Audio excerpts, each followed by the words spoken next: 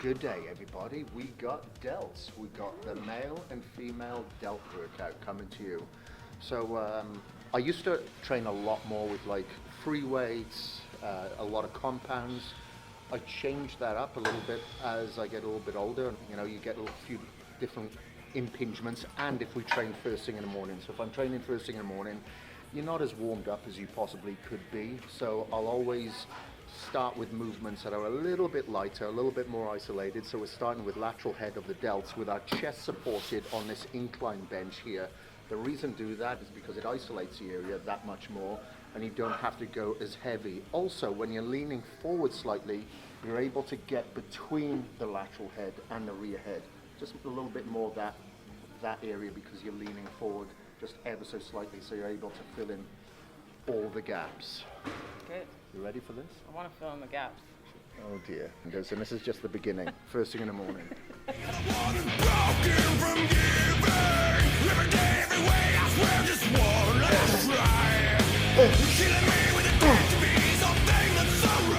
So the next movement that we're doing is a unilateral, and you're able to focus on one side at a time. So those neural pathways can fire more fiber into action than if you did both sides at the same time. So if you've got one side that's weaker than the other, or if you're having difficulty with mind-muscle connection, going relatively light, not too heavy, can really help you activate that. So then eventually you can go heavier, but not lose that mind-muscle connection.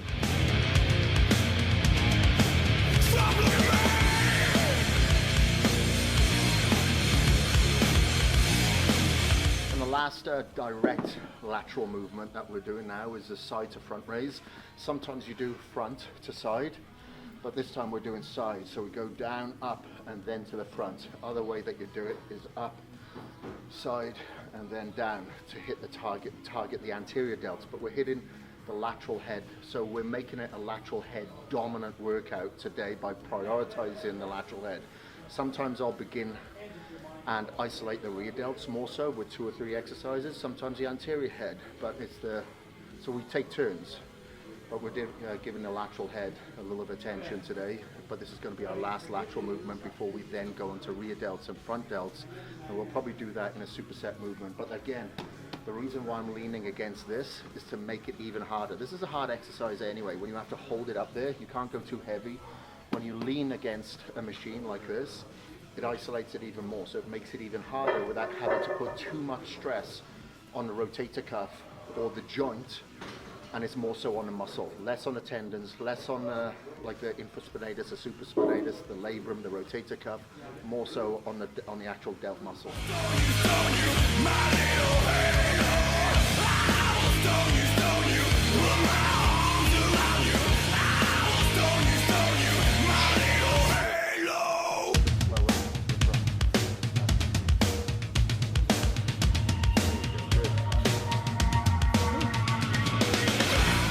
Movement that we're doing here is an antagonistic superset. So I've got the bench at an incline here to hit front raises bilaterally, hold it at the top and then back down again. Really isolates the front delt here, and then I'm supersetting that within the antagonistic part of the delt, which is the rear delt. So I'll put the bench down 1 notch again just to support the back and isolate the area so I don't have to go as heavy first thing in the morning here, and I'm getting a little bit long in the tooth. So then I'm knocking out, I think it's about 12 to 15 repetitions on each exercise here, and we'll just go back and forth here a few times and keep within that rep range. Can you repeat that? No way. See, you bloody snooze, go to the toilet, you lose.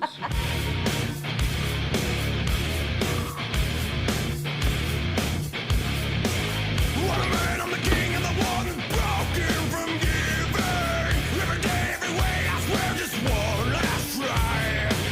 Killing me with a death to be something that's so rare. I am all sin, my hands are stuck with time.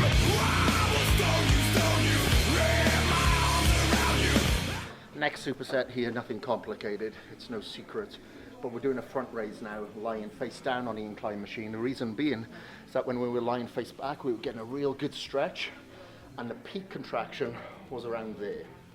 And now we're starting leaning forward, so the peak contraction is going to be a lot higher and we're not going to get as much of the stretch. So again, we're filling in the gaps that we may have missed in a prior exercise. However, we're prioritizing a stretch, now we're prioritizing a contraction. Then we're going on to the rear cable raises here. I do prefer this over like a rear pec deck. I do like the dumbbells, but sometimes the rear delt, being such a small muscle group, can be really difficult to get that mind-muscle connection. I find this really hits a spot here. I put all the weight on the outside of my hand here, which allows me to contract that rear delt that much more.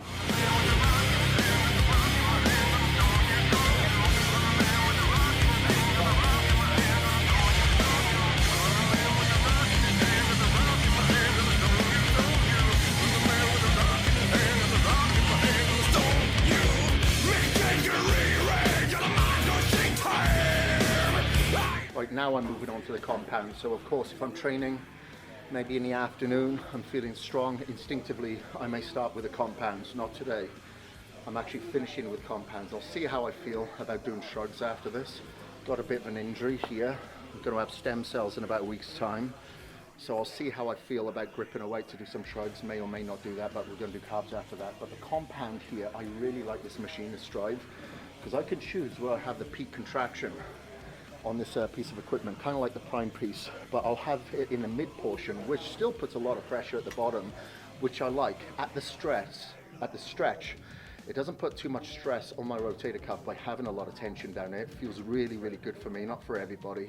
It doesn't feel too good when I get a lot of stress at the full contraction because of my tricep injuries. So this is really, really comfortable for me. And again, I'll try to knock out about 15 repetitions on this exercise. Keep it intense, because I think a lot of the muscle growth that you get is from the trauma of the intensities.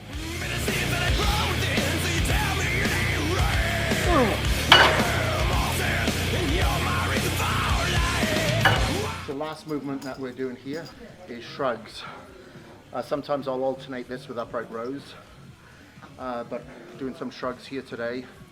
Because of this grip, I'm not able to go any heavier than that, so I do a minimum of 20 reps on here just to target the traps. Sometimes I'll do it as part of my shoulder workout, sometimes I'll do it as part of my back workout. Depends how I feel on that particular day. If it's a trap dominant back day, then maybe I'll include it, but not on lat dominant. So it's kind of instinctive to a certain degree. Throw that at the end, and that's all she wrote.